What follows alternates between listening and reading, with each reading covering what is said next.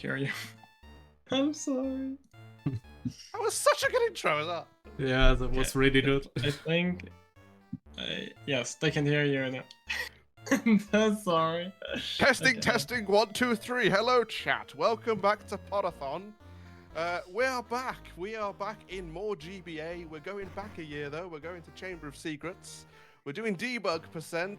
But don't forget, we are raising money for the Trevor Project and Doctors Without Borders. So you can donate the links below the stream. But I'm going to hand it over to Katashi, and let's get some debugging going on. Alright, hello everybody, you are seeing me for the third time today, and I think, as like the last runs, we will head straight into the run. So, I'm gonna count down 3, 2, 1, and let's go. Alright, so with me I have the wonderful Flo again, that you hopefully also already know. Boy. Hello, madam. Wonderful Alright. introduction. Yes, I will help commentate this fantastic run. So, now, so a lot of you might be confused. This is Harry Potter 2 GBA any person with debug, but you know, in games like Harry Potter 1 and 2 PC, we ban debug mode because obviously it's cheating, you know, because we have to use cheat commands. That is not the case for this game. This game has a glitch to get to debug mode, so without having to use any cheats, any cheat command, going into the game file or whatnot, we can just directly access debug mode, which is the reason why it's in the main any person category. Now, is there a problem in Discord? Okay, I don't know if Jamie said something. Sorry, I lost my train of thought. Now we obviously have a no debug category to preserve all the any person run. Yeah, this actually only got allowed like somewhat recently, because we kind of used to just like ban debug by default until we had like a discussion about it, because the trick that we're gonna use has been known for quite a bit. And then eventually we decided to allow it on the main board. So one of the last credits warp that we got, or game-breaking glitch that we got. So yeah, the first level is also the most complex level, the hardest level to do optimally is Gringotts. Yeah, I didn't explain much. Katashi got through the first part. There was some cycle with the platform, some camera movement to spawn the platform a bit faster. Didn't have time to explain that, but the second part here, we're meant to collect enough gems to open the door to the first and only boss fight we're gonna do in this round. It's gonna be a big fight, right? A lot bigger than the tiny ones that Katashi is fighting here.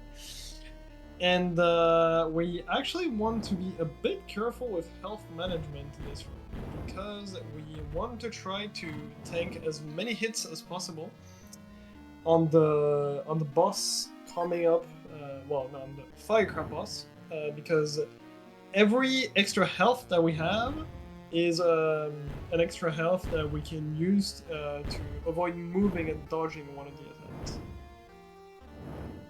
We also want to try to be low enough health to do a death abuse a little bit later.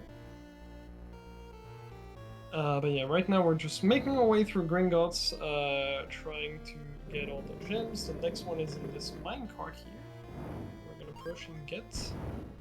I must also say, I hope this is how you all imagined Gringotts, like completely full of lava, fireballs, stalactites just trying to kill you. Yeah, of course. Makes sense. Yeah, and of course Like a giant crushers fire and trap. all. So yeah, we got all the gems now, and we're gonna head into boss fight here. So here Katashi is pretty good on health. He's gonna be able to take a couple hits without moving. And yeah, you can see we're trying to we're charging Flipendos in order to deal a little bit more damage. That's the mechanic of this game. You just hold the A button to ensure Flipendo. And we unlocked Incendio, which we're not gonna do more boss fight, but Incendio is actually, well, what am I saying actually? We're gonna fight the Basilisk. So, It's quite a big boss fight in this game, yeah. though. The most important one, I literally forgot about it. I was thinking 2 GBC where like Katashi just bought 1 million like cloaks and stuff and oven mitts. Yeah, where's my nice skip in this game? I just wanna buy 226 oven mitts, of course, again, and slap the basilisk to death with it. Like, how you would obviously do it. No, instead we're gonna fight a worm, because Basilisk in this game looks like a worm. Literally. Alright, we're out of Gringotts, and yeah, Incendio is, Incendio and Flipendo are the only 2 spells that we'll have for the rest of the run, but Incendio is also the most powerful spell for the Basilisk, so it's perfect for us. So here we could get the potion, but it's very slightly faster to skip it. We're gonna take 1 damage in the Magical Menagerie. And the final one will be in the Lichholder. We'll see why in a bit. But yeah, here the Neville lost his toad once again. Once again, of like course. always.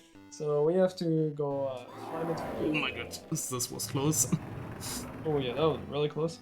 Yeah, we're trying to get a cycle here, like dodging the shop owner. Because if he catches us, we restart back to the very beginning of the area, which is really slow. And now, so there's a little bit of RNG in this run, not much, but a tiny bit. Like the crabs and Gringotts, the position is random, so you can lose or save a little bit of time. But the main RNG in this run is this, the position of Trevor. That's really good RNG. That's like the best one you can get right in front of the door. Sometimes he's like all the way to the back. But yeah, this is like a pretty consistent run. This is one of the games that is like the closest to, you know, some of best. Record in this is 1650. I believe, and some of best of the record is 1648. So wow. You can see not a lot of wiggle room. Can be improved a little bit, but not by much. Yeah, I knew that it's optimized, but I didn't know that it's that crazy optimized. This game is like really optimized. Obviously, the most optimized are still like, you know, Harry Potter 1 and 5 GBA because they're 2-minute runs. But yeah, after that, as like more than 10-minute run, this is by far the most optimized right here. That means that's also fair with there's really not much RNG going on here, so if you get good at this game, you have a good shot of getting a really good time in this. Yeah. And yeah, as soon as Flo already said, like, we are pretty much doing health management through the whole early game, and now it's coming up, because in the back room of this tavern, we now wanna do a death abuse. So you see the barrels already rolling down here, but we still wanna activate the lever here, and I should also press the right button. But that's fine as long as I catch the cycle, which is still happening. And we spawn at the beginning of the room again, and thanks to that we can save us a bit of time, I guess, like 2 or 3 seconds, maybe a bit more. So this is actually like a 0.3 second time save. 0.3? So the thing is, the death abuse that you just saw there is actually slower than getting out of the room. The reason it saves time is because we skipped getting like refilling our potion in the potion shop, because normally we would have to drink our potion and refill it again which it takes a little bit. This is the main time save, but the death abuse itself in the leaky cauldron is slower than just getting out. Oh wow. I have Okay, time. good to know. Yeah, the previous record, because yeah, it's like you barely save any time. It's like 0.3, but obviously 0.3 in such a short run is pretty important. But the previous record actually just got an extra potion to take the damage. And the reason we did that death abuse is because we have to walk all the way up to the 7th floor now. Go to the common room.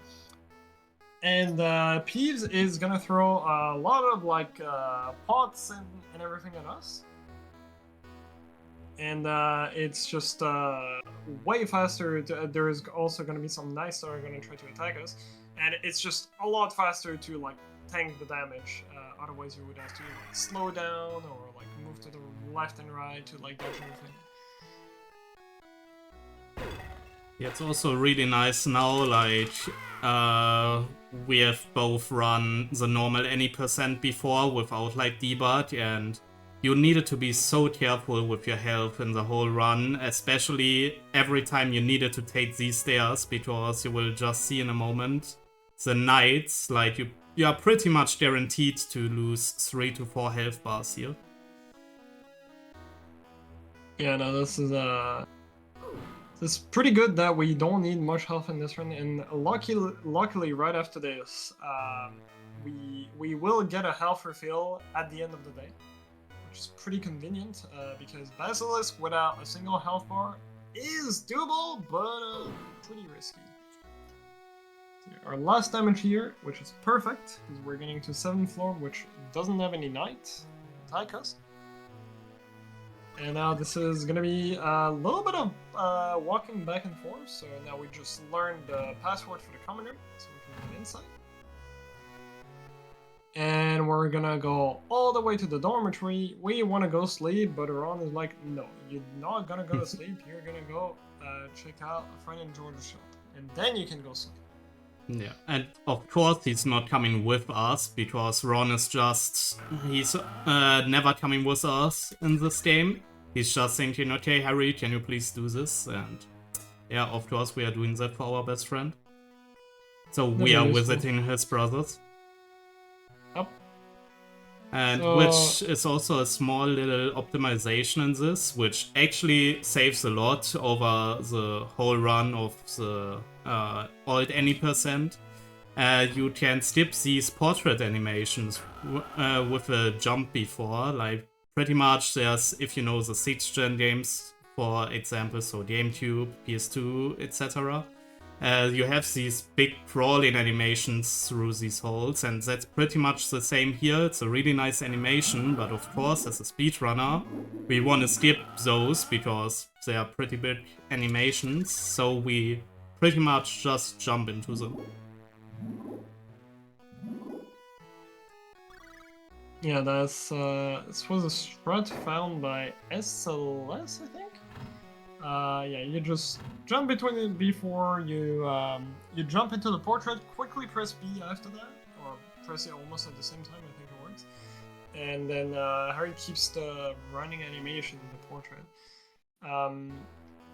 And yeah, this like crawling into a portrait is actually the reason. You see that a couple times in I think 2 Xbox. Harry crawls through a portrait. The reason for that is because there are a lot of like similarities between the 2 games, and that's because the devs who made the HP2 GameCube/Xbox also made this game. Oh, that's yeah. interesting. This is why some of the missions in the game are the same between like you have to go like Hogwarts to history at some point in the game. It's the same mission to Xbox, and I think a few others as well. Okay, that explains why they are so similar. Yeah.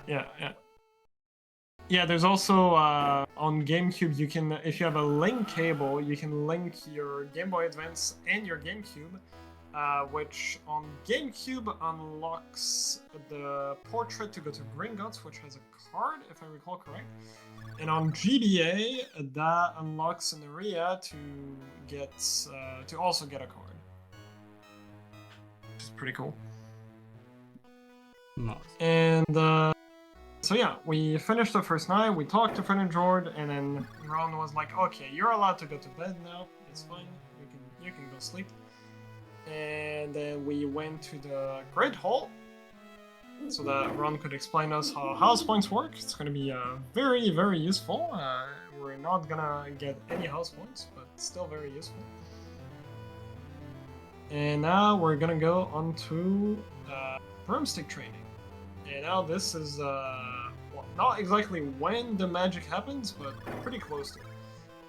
We are gonna slow down on purpose, because a time of 34 or under would give us a card. And we want to get that card, but not exactly here, because if we get a score of under 35, Hermione will give us the card. And we want to get it instead in the replay. Like, there's a little hut where you can replay when you know, the broomstick section that you already played. If you unlock the card through here, the devs, like, left some weird pages. I'm not exactly sure what's going on, but essentially you can, from that card screen that's shown in the hut, you can press R, and that puts you into a page from the debug mode that lets you warp to maps. And you're gonna see that in just a bit. So now we're gonna replay what we just did, except this time we're gonna try to get, you know, the best possible score. Like, at this point, the last one, you try to get minimum 35, or like, you know, maximum. Not less than 35. Here, we try to go as fast as possible.